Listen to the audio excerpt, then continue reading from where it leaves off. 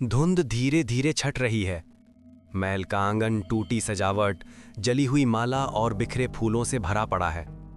हवा में राख की गंध है, दीवारों पर नमी और कालिख के निशान। ठेकेदार डरा सहमा चारों ओर देखता है। वह फोन निकालकर कॉल करने की कोशिश करता है, लेकिन स्क्रीन पर नो सिग्नल झिलमिलाता है। अचानक आंगन में कहीं से पानी टपकने की आवाज आती है। टप टप टप। वह नीचे झुककर देखता है। गीली मिट्टी में धामा के नंगे पैरों के निशान जो महल के अंदर की ओर जा रहे हैं। ठेकेदार सावधानी से सीढ़ियां उतरता है। दीवारों पर लालटेन की कालिख जमी है, हवा भारी और घुटन भरी। नीचे पहुंचकर वो देखता है फर्श पर धूल में कुछ लिखा है। वो लौट आया। वो शब्दों को पढ़ते ही ठिठक जाता है।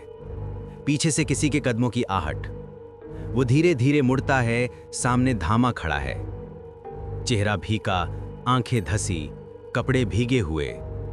उसके हाथ में वही त्रिशूल है, लेकिन अब उस पर आग नहीं, काली धुंध जल रही है। ठेकेदार डरते हुए बोलता है, कौन लौट आया? धामा बोलता है, अब कोई नहीं बचेगा। ठेकेदार पीछे हटता है, पर दीवार से काली बेलें निकलकर उसके पैरों को जकड़ लेती हैं। धामा धीरे धीरे आगे बढ़ता है। उसकी आंखें अब पूरी तरह काली हो चुकी हैं। तालाब अब सूना है। पानी की सतह पर राख और फूल तैर रहे हैं। गांव के दो बच्चे दूर से झांकते हैं। अचानक पानी में हलचल होती है। वे डर कर पीछे हटते हैं। पानी से एक हाथ बाहर निकलता है, मिट्टी से सना, उंगलियां लंबी और काली। धीरे धीरे ऊपर उठता है बैताल का चेहरा, आधा पत्थर आधा जीवित। कैमरा उसके लाल चमकते नेत्रों पर ठहरता है। बेताल बोलता है, जिन्होंने मुझे जगाया वे अब मेरे भीतर हैं। तालाब का पानी लाल हो जाता है। दूर महल की दीवारें चरमराने लगती हैं। कौवे उड़ जाते हैं। सूरज बादलों के पीछे चला जाता है। दरबार हॉल अब खंडहर बन चुका है। छत से धूल गिर रही है।